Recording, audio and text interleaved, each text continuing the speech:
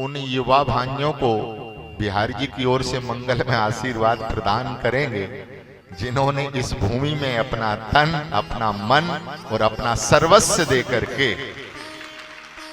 इस की पवित्रता को और अखंड रूप प्रदान कर दिया। ये युवा भाइयों का पुरुषार्थ है। खेलने के बहाने यहाँ आते हैं। भक्तों से सुना गया, क्यों शुक्ला जी, ऐसे ही है ना, भक्तों से सुना गया यहाँ युवा बालक और श्री ठाकुर जी के सामने यहाँ के कंकड़ पत्थरों को बीन बीन के इस पवित्र परिसर को और पवित्र बना दिया है, महान बना दिया है।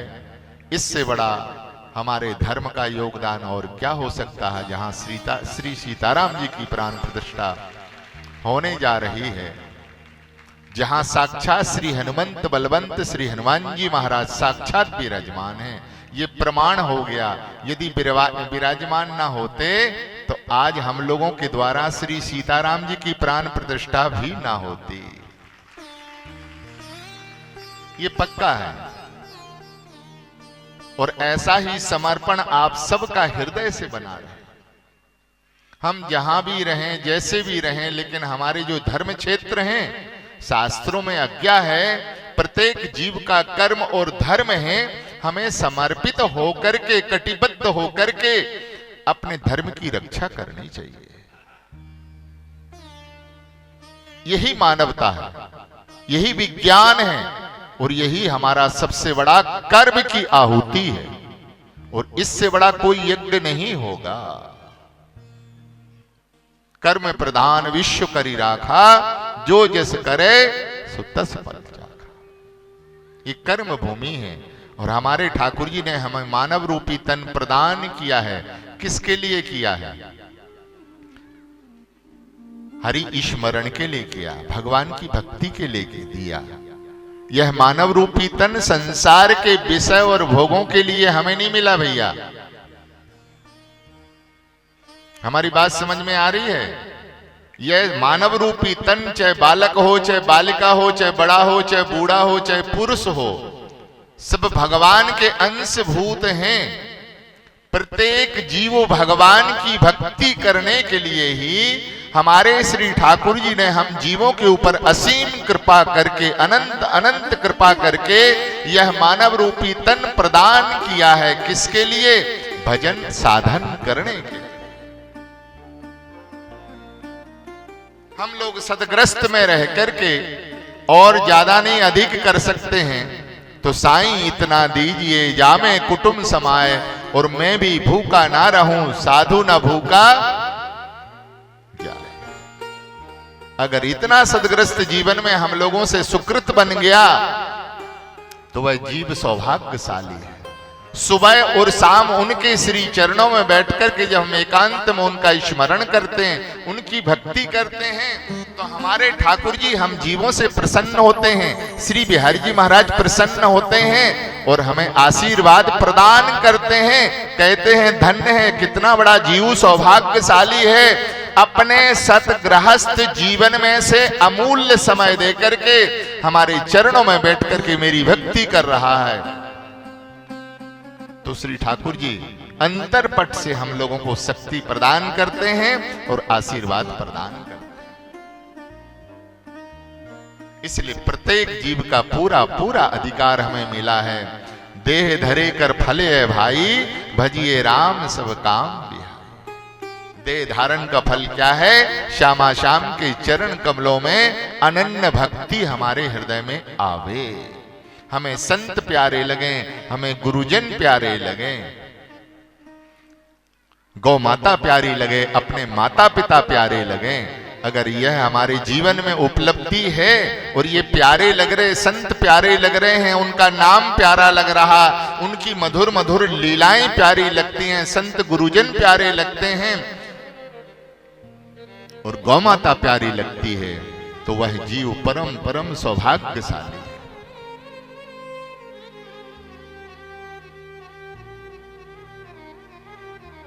यह श्री ठाकुर जी की महती कृपा है जीव के ऊपर।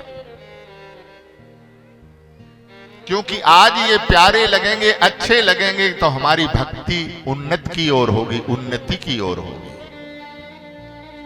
हमें बल मिलेगा, ठाकुर जी की कृपा का अनुभव होगा।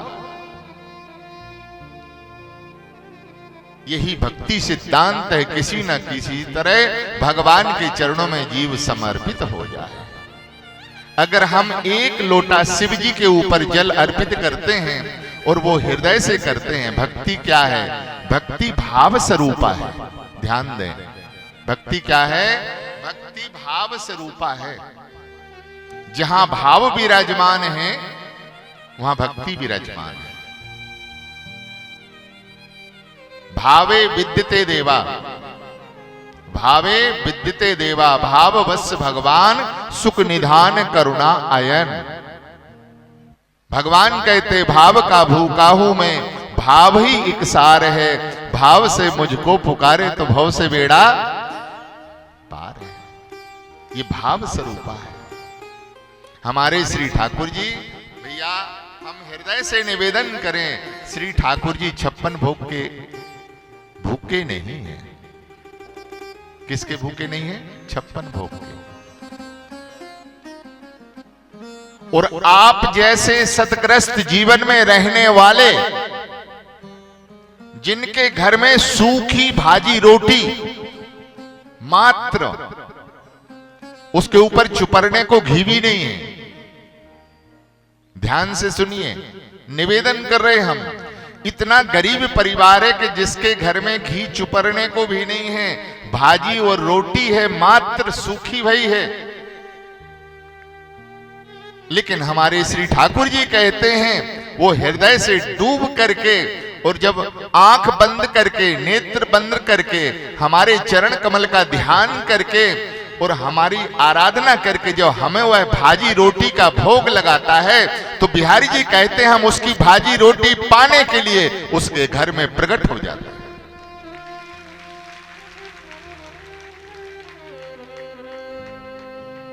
हम निवेदन करें कि जिसके घर में 9 लाख गऊं दूध दे रही हो, उसको माखन चोरी करने की आवश्यकता है?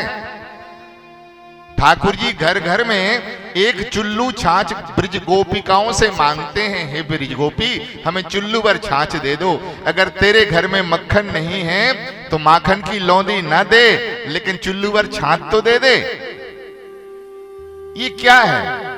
ये चुल्लू छाछ की भूख नहीं है, माखन मिश्री की भूख नहीं है, ये श्री ठाकुर जी का नाम है भावाग्रही जनार्दना। कौन है गोविंद? हमारे ठाकुर जी भावाग्रही हैं। इन ब्रिज गोपिकाओं के ऊपर अनंत अनंत कृपा करुणा करने के लिए श्री ठाकुर जी उनके मन की जान करके गोपी इस बहाने से उनका स्मरण करती हैं, उनकी भक्ति करती हैं, श्री प्यारे श्याम सुंदर की याद करती हैं। और जब श्री गोविंद की, ठाकुर जी की याद करेंगी तो ठाकुर जी कोई ना कोई बहाना लेकर के, योग लेकर के और उनके घर में प्रकट हो जाते हैं। इसलिए ठाकुर जी क्या है? भावाग्रही जनार्दना। ठाकुर जी को भाव प्रिय है, भाव प्रधान है, वो भाव का ही भोग लगाते हैं।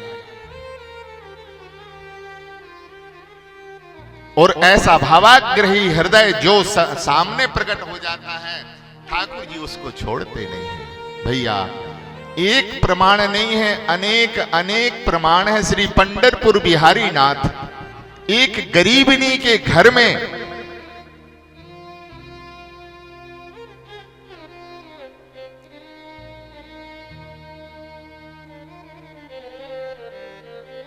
ताक बाटी पाने के लिए घर में जाते हैं। दही और दूध की मिली हुई छाछ की बनती है। उसकी ताक पीठ पाने के लिए घर में जाते हैं कौन? श्री पंढरपुर बिहारी पांडुरंग सरकार। इतनी गरीबनी है कि कल के भोजन की व्यवस्था नहीं है, लेकिन अपने पांडुरंग को हृदय से आनंद में डूब करके वो बूढ़ी माता जो है ना, ठाकुर जी की आराधना आंख बंद के करती है। हे पांडुरंग, हम तेरे पास चल करके नहीं आ सकते हैं, लुक तू ऐसी कृपा कर कि मेरी ताक पीठ पाने के लिए सूखी ये तुम्हारी भाषा में उसको रोटी कहें, तो रोटी, सूखी रोटी पाने के लिए मेरे घर में आ। तो निवेदन करें कि श्री ठाकुर जी ताकपीठ पाने के लिए उसके घर में प्रकट होते हैं। वो नित्य भोग लगाते हैं। भोग कब लगाते हैं? जब मंदिर में पुजारी जी भोग का थाल लेकर के पर्दा डाल देते हैं, तो सबके सामने, तो मंदिर पुजारियों के सामने लगा के ठाकुर जी भोग पा रहे हैं। क्योंकि जब ठाकुर जी भोग आरोगते हैं ना, तो हमने देखा प्रत्येक मंदिर में पर्दे होते हैं कि नहीं होते हैं? होते हैं ना। पर्दा इसलिए कि हमारी नजर बचे, ठाकुर जी भोग पाए। तो जितने में पर्दा रहता उतने में श्री ठाकुर जी पांडुरंग, श्री विठ्ठल प्रभु और उस प्रेमिका के घर में, बाई के घर में आकर के ताकपीठ पाते हैं। और नित्य प्रति वो भोग लगाती और जिमाती है, श्री ठाकुर जी जीमते हैं। और एक दिन की भैया लीला नहीं है, उसका पूरा जीवन बीत गया। एक दिन उस बूढ़ी माता ने कहा, अरे पांडुरंग, तेरे लिए मंदिर से चल करके यहां आने में बहुत देर है, चल करके देर होती है, तू थक जाएगा, तेरे चरण अति कोमल हैं, तो मेरी विनती, मेरी प्रार्थना है कि तू ऐसो कर कि मेरे घर में रह जा। तो उस चरित्र में आया है कि श्री ठाकुर जी ने उस माई के, माता के इस प्रस्ताव को स्वीकार किया। वो स्वीकार करके कहा है, मां यदि तेरी ऐसी इच्छा है तो तेरे हाथ की बनाई हुई ताकपीठ हमें बड़ी प्यारी लगती है, मीठी लगती है, इसलिए हम रोज चल करके ना आके सदा सदा को तेरे घर में ही रह जाएं। और भैया हम निवेदन करें, कभी पंढरपुर जाना तो मंदिर के निकट में ही उस बूढ़ी माता का घर है, हमने जाकर के दर्शन किया। अभी हमारी यात्रा वहां से ही होकर के यहाँ आई है। 7 दिन ठाकुर जी की कृपा से वहां रहने का सौभाग्य मिला है। बालकों की तरह श्री पांडुरंग बिहारी सरकार खेलते हैं। किसके साथ खेलते हैं? जिनके हृदय में भक्ति है, जिनके हृदय में भाव है, जिनके हृदय में प्रेम है। एक बार बिहारी जी का स्मरण करके जिनके नेत्र सजल हो जाते हैं, गुरुदेव का दर्शन करते करते रोना आ जाए, मंदिर बिहारी जी का दर्शन करते करते रोना आ जाए, गीता जी का पाठ करते करते रोना आ जाए, श्री ठाकुर जी का नाम कीर्तन करते करते रोना आ जाए, श्री ठाकुर जी की कथा सुनते सुनते रोना आ जाए, और उसके जो भैया आंख के आंसू हैं, तो हमारे शास्त्रों की आज्ञा है कि श्री ठाकुर जी कहते हैं, अपने प्रेमियों के आंसू को हम जमीन में नहीं गिरने देते हैं। कहां लेते हैं? अपने पीतांबर में ले लेते हैं।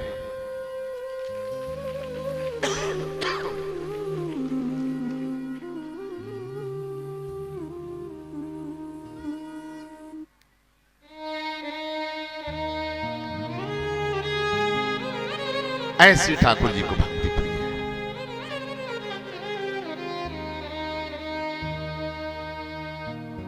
इस प्रेम के बंधन में ठाकुर जी बिक जाते हैं, भाव के अधीन हो जाते हैं। ऐसा भाव जिनके हृदय में विराजमान होगा भैया, चाहे वो ग्रस्त जीवन में रहने वाला हो और चाहे वो विरक्त जीवन में रहने वाला हो, हमारे ठाकुर जी प्रसन्न हो जाते हैं, आनंदित हो जाते हैं और उस भक्त के अधीन हो जाते हैं। एक उदाहरण नहीं, अनेक अनेक उदाहरण हैं। आपने सुना होगा जाट कुल में उत्पन्न रहने वाली कर्मा, वो कर्मा जी की खिचड़ी पाने के लिए श्री जगन्नाथ महाप्रभु और प्रातः काल कर्मा जी के घर जाते हैं। अब विचार करिए, कर्मा जी को शुद्धि और अशुद्धि का बोध नहीं है।